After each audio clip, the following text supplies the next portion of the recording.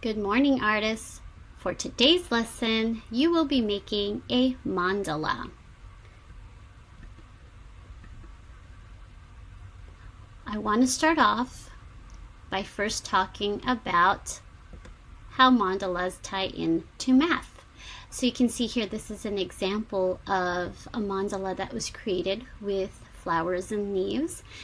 This is something that you can choose to make if you'd like, but I want you to notice how every section here repeats and is exactly the same. You have that pink flower here that repeats. You have the pink flowers here. And notice that there is also a center point.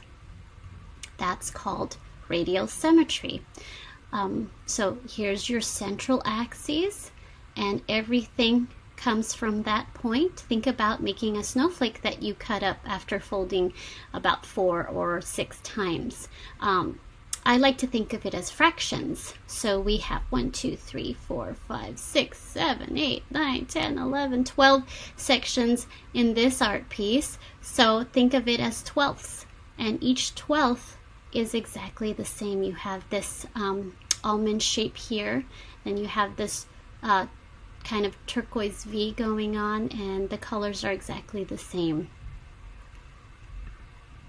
These are examples of more things that are symmetrical, and they have their center points. Things in nature are very radially symmetrical. So these are more examples of things found in nature. Find that center point there. Right there, and everything from that point, everything revolves around that central axis. Mandalas come from many different cultures. This is an example of a mandala from India. Isn't that beautiful? I absolutely love this design. I wonder how long it took her to make that. A mandala means circle in Sanskrit and represents the universe. Some people believe that making mandalas help you meditate and be calm. You can actually buy a coloring book that has all mandalas, or mandala, and you can color it, and it's supposed to be very relaxing, and you take your time with it and use colored pencils or something that can really help you get all the details. So you may want to look that up if you want to find a way to relax and meditate. By the way, if you have a chance, click on the video that I have posted on the art blog. The video talks about mandalas from various cultures, and a lot of the mandalas are tied to religion, like Buddhism, Hinduism. So check that out when you have a chance. So this is an idea that you can do to make your mandala. You can find things from around your backyard, your front yard, a shared space, but I'm going to tell you to please be respectful of your neighbors. Please don't go into the yard of your neighbor and cut their flowers down. I don't think your neighbors would appreciate that. I don't recommend walking around with scissors like this photograph here.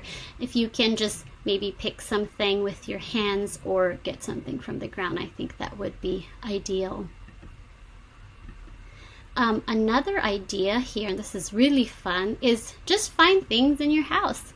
You can see here that you can use Legos and shoes and buttons and Barbie dolls. I mean, the possibilities are endless. Just remember to think about radial symmetry. Which object are you going to use to make your central point, and how are you going to make repetition in color and shape and even size? I would love to see what you've created, so send me a picture at joanne.adamos@cvesd.org. If you'd like for your art to be shared on the blog, mention that too in your email, and hopefully you'll have fun with this project. Thank you, and have a wonderful day.